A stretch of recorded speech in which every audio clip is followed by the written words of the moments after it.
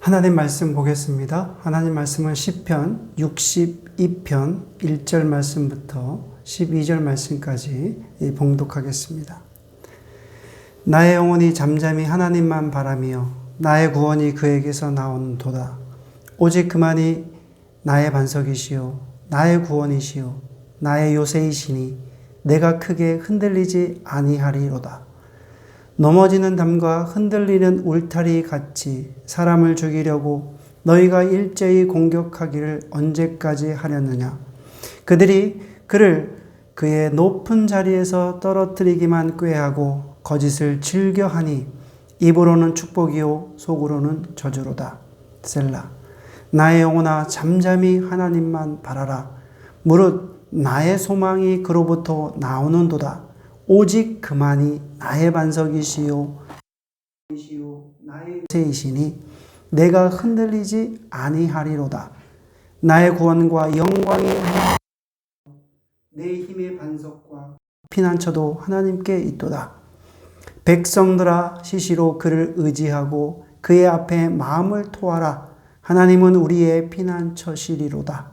셀라. 아 슬프도다. 사람은 입김이며 인생도 속임수이니 저울에 달면 그들은 입김보다 가벼우리로다. 포악을 의지하지 말며 탈취한 것으로 허망하여지지 말며 재물이 늘어도 거기에 마음을 두지 말지어다. 하나님이 한두 번 하신 말씀을 내가 들었나니 권능은 하나님께 속하였다 하셨도다. 주여 인자함은 주께 속하오니 주께서 각 사람이 행한 대로 갚으심이니이다. 아멘. 오늘 시편 62편의 말씀을 가지고 하나님께 마음을 토하라 라는 제목으로 말씀을 나누겠습니다. 현재 여기는 홍천입니다. 제가 홍천에 있는 전인 기독학교에 있는 전인 교회에 와서 말씀을 전합니다. 그래서 오늘은 홍천에서 여러분들에게 시편 62편의 말씀을 나누겠습니다. 오늘 8절 말씀에 보니까요. 백성들아 시시로 그를 의지하고 그의 앞에 마음을 토하라. 하나님은 우리의 피난처시리로다. 이렇게 말씀하고 있거든요. 여기서 피난처라는 말이 나옵니다. 그러니까 다윗의 시에는 피난처라는 말이 자주 등장합니다. 왜 이렇게 자주 등장할 이유가 무엇입니까? 그 이유는 다윗이 이 피난처가 그의 삶의 일상이 되었기 때문에 그렇습니다. 여기서 마음을 토하라. 8절 말씀에 보니까 마음을 토하라. 이 말은 히브리어로 샤파크라는 말이에요. 샤파크는 쏟다, 쏟아붓다, 마음을 쏟다, 마음을 쏟아붓다 라는 말입니다. 그런데 여기서 하나님은 우리의 피난처시다 라는 말하고 같은 말입니다. 다윗은 자신에게 일어난 어떠한 사건에 의해서 마음이 온통 다 빼앗겨 버린 거예요. 그래서 자신이 그 마음을 다 빼앗겨 버린 그것을 재난으로 여겼어요. 내가 왜 이렇게 마음을 빼앗겼지? 어떤 사건으로 인해서 내 마음을 빼앗겼으므로 그것을 재난으로 여겼기 때문에 하나님께 지금 마음을 쏟아붓고 하나님께로 지금 피난을 간 것입니다. 그런데 하나님께 피난을 가면 아주 이상한 일이 벌어집니다. 여러분, 보통은 피난을 가면 어떤 일이 벌어집니까? 얼마 전에 팔레스틴과 이스라엘이 전쟁을 보았습니다. 가자 지구에 200만 명이 살고 있는데 그 중에서 100만 명 이상이 이 피난을 간 것입니다. 그런데 그 피난을 간 사람들을 여기 취재하는 것을 봤는데요. 물도 없고 전기도 없고 또 얼마나 잠자리도 불편하니까 얼마나 고생하는지 모릅니다.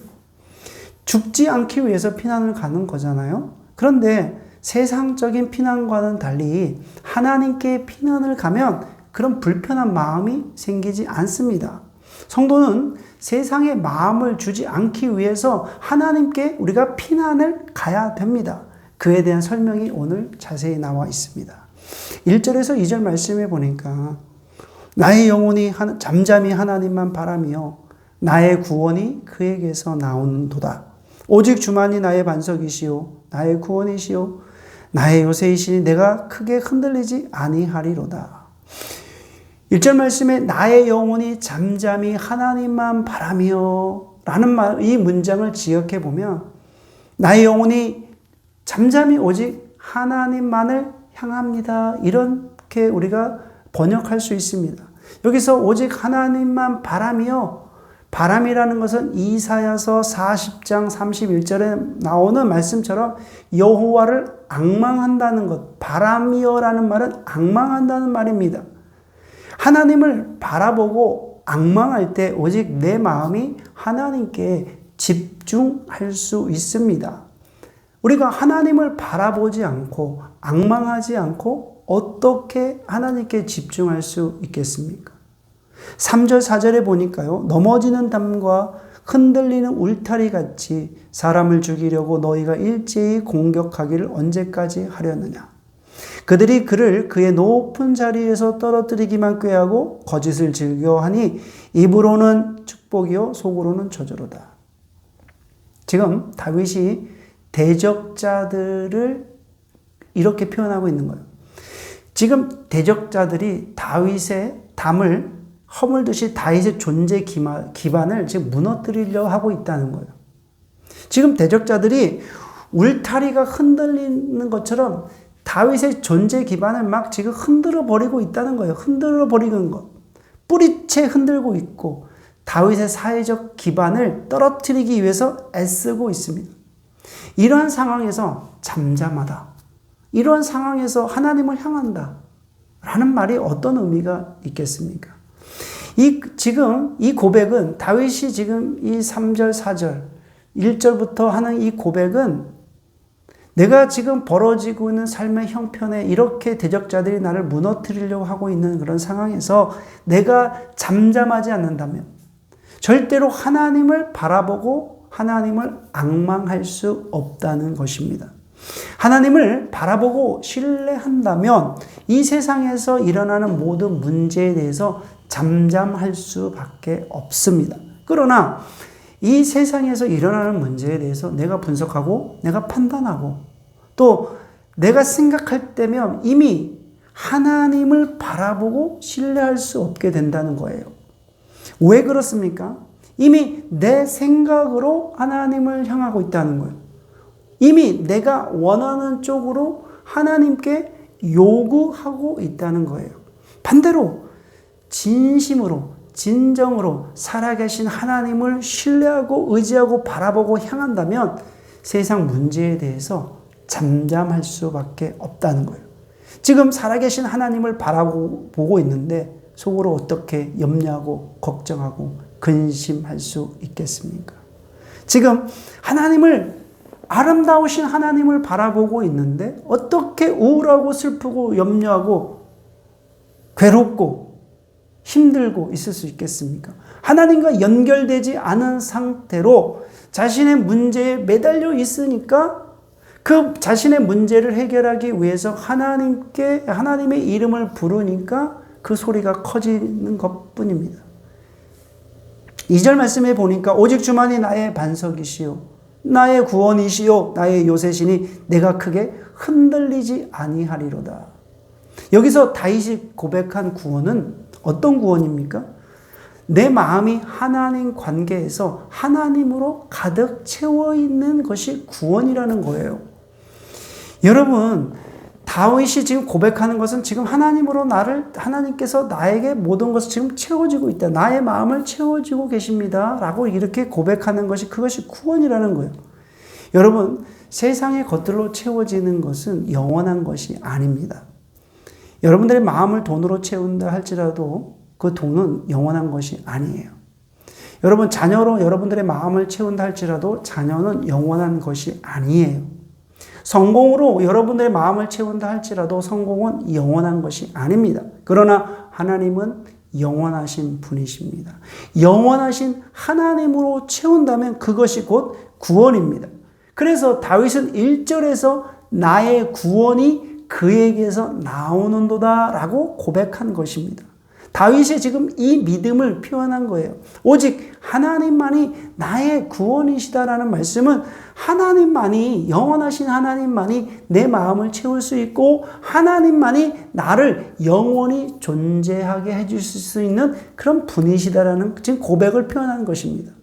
다윗이 이해한 구원은 하나님으로 자신의 마음을 채우는 것이기 때문에 하나님으로부터 구원이 온다고 이렇게 지금 고백한 것입니다. 그래서 8절에서 이렇게 말합니다. 백성들아, 시시로 그를 의지하고 그의 앞에 마음을 토하라. 하나님은 우리의 피난처시로다. 다윗은 온통 오직 하나님께 마음을 쏟아부을 때에 구원이 이루어지는 것이다 라고 지금 선포합니다. 그런데 다윗의 대적들은 오해하는 것이 있어요. 그것이 무엇입니까? 대적들은 다윗을 무너뜨리고 싶었습니다.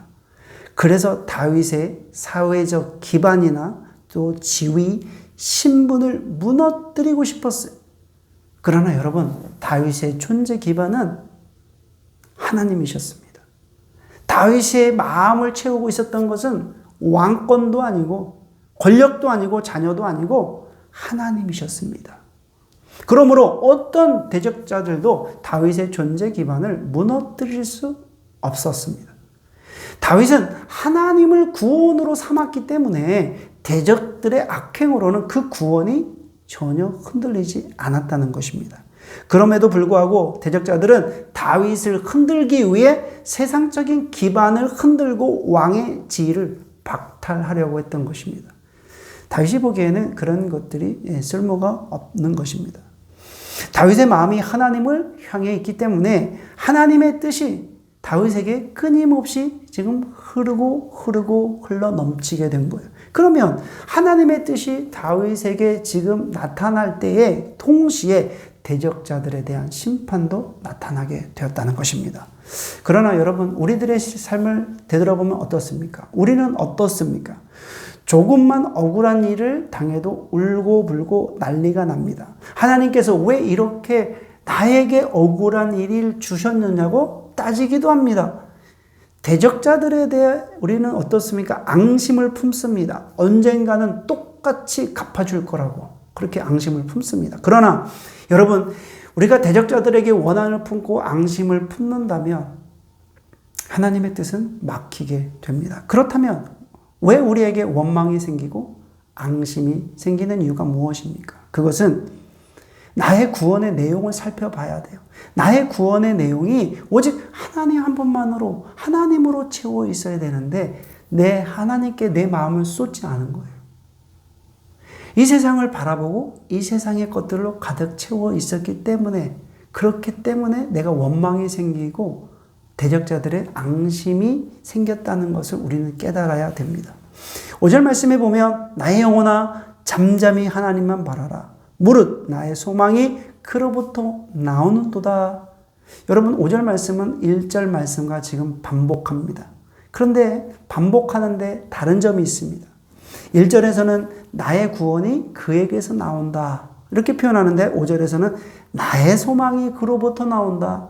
나의 구원과 나의 소망이 참 중요하죠. 구원은 뭐라고 이야기합니까? 하나님으로 내 마음을 채우는 것이다. 예수 그리스도의 십자가로 내 마음을 채우는 것입니다. 구원은 영원한 생명으로 내 마음을 채우는 것입니다. 그것이 곧 구원입니다. 그런데 여러분, 소망은 어떻습니까? 소망은 가지기 전에 미리 기뻐하는 것이죠. 예를 들면 여러분, 돈을 소망하는 사람은 5년 뒤에 10년 뒤에 볼 것을 가지고 지금 기뻐하는 거잖아요. 지금 미리 기뻐하는 거잖아요. 소망은 어떻게 보면 지금 기뻐하는 거예요. 성도의 소망은 하나님과 함께 하기를 바라며 기뻐하는 거예요. 주님을 다시 만날 날을 우리가 기대하면서 지금 기뻐하는 거예요. 여러분, 하나님이 눈에 보이고 또 만질 수 있고 실제로 가질 수 있다면 믿음이 필요합니까? 필요 없습니다. 눈에 보이는데요. 가질 수 있는데요. 그러나 여러분, 하나님이 눈에 보이지 않고 만질 수 없고 가질 수 없기 때문에 믿음이 필요합니다. 우리는 이 세상에 살 때 믿음으로 기뻐해야 돼요. 우리는 믿음과 소망을 통해서 나의 마음을 하나님께로 향하고 내 마음을 하나님께 쏟아 부어야 됩니다.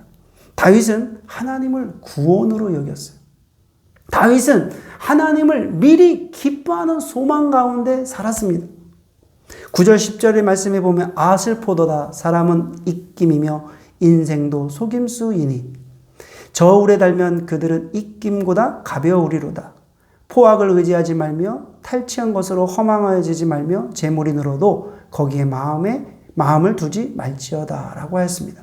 여러분, 세상 사람들은 구원을 위해서 세상 것으로 마음을 채우려고 시도합니다. 사람들이 속임수에 빠져 있죠. 그것으로 채우면 행복해질 수 있다라고 그들은 그렇게 믿고 생활하는 거예요. 그러나 사단의 속임수입니다. 본문에서 대적자들은 다윗의 것을 빼앗으려고 여러 가지를 시도했어요. 그들은 악행까지 저지르면서 그 얻은 것들의 무게를 재보니까 입김보다 좀 가볍다라고 이렇게 표현합니다. 11에서 12절을 보니까 다윗이 하나님이 한두 번 하신 말씀을 내가 들었나니 권능은 하나님께 속하였다 하였도다. 주여 인자함은 주께 속하오니 주께서 각 사람이 행한 대로 갚으심이니이다. 여러분, 다윗이 이렇게 고백한 거예요. 하나님이 한두 번 하신 말씀을 내가 들었다라는 말은 하나님께서 한 번 하신 말씀으로 내가 두 가지를 깨달았다라는 의미입니다. 권능과 인자함이 하나님께 속했다는 것을 지금 깨달았다. 이렇게 지금 표현한 거거든요. 그동안 대적자들이 다윗의 것을 빼앗기 위해서 얼마나 노력했습니까? 그러나 다윗은 하나님을 구원으로 삼았기 때문에 대적자들에게 앙심을 품지 않았어요. 왜냐하면 자신에게 주어진 모든 것이 하나님의 권능에 의해서 주어진 것이라는 것을 알았기 때문에 그렇습니다. 결론을 맺습니다. 여러분, 다윗이 대적자들에게 앙심을 왜 안 품었습니까? 그것은 하나님만이 나의 구원이십니다. 동시에 하나님께서 갚아주신다는 것을 알았기 때문입니다. 그래서 다윗은 자신의 마음을 하나님께 쏟아부은 거예요. 하나님께 다 푼 거예요. 그러다 보니 사실 다윗의 상황은 쉬운 상황이 아닙니다. 자신의 아들인 압살롬이 다윗을 반역하여 다윗의 모든 것을 빼앗고 군대를 동원해서 아버지를 죽이려고 했던 거예요. 여러분, 얼마나 살이 떨리는 이야기입니까? 살이 떨리는 이야기지만 다윗은 그것을 계기로 삼아서 하나님께 마음을 쏟아붓습니다. 하나님께 온 마음을 쏟아부었을 때 하나님께서 그 마음을 받으시고 하나님의 능력을 보여주셨습니다. 하나님의 능력이 나타나는 이유가 무엇입니까? 하나님께서 나를 긍휼히 여겨주시고 하나님께서 나를 사랑하시기 때문에 그렇습니다. 오늘 말씀을 듣는 모든 분들이 하나님께 마음을 쏟아부시기를 바랍니다. 하나님께 마음을 토하시기를 바랍니다. 하나님께 마음을 온전히 쏟아부어서 하나님께서 행하시는 하나님의 구원이 여러분들의 삶 가운데 임하시기를 주의 이름으로 축원해 올립니다. 기도하시겠습니다. 하나님 아버지, 감사합니다. 오늘 홍천에서 시편 62편의 말씀을 나누었습니다. 하나님, 우리의 마음을, 나의 마음을 하나님께 쏟아붓기를 원합니다. 내 형편은, 내 사정은 그렇게 쉬운 사정은 아니지만 하나님, 오늘 말씀에 의지해서 하나님께 내 마음을 온통 쏟아붓습니다. 하나님께 부을 때 하나님께서 그 마음을 받으시고 하나님의 능력이 나타날 줄 믿습니다. 하나님 한 분만으로 만족하고 하나님 한 분만으로 기뻐하는 우리들의 삶이 될 수 있도록 인도하여 주옵소서. 예수님의 이름으로 기도드립니다. 아멘.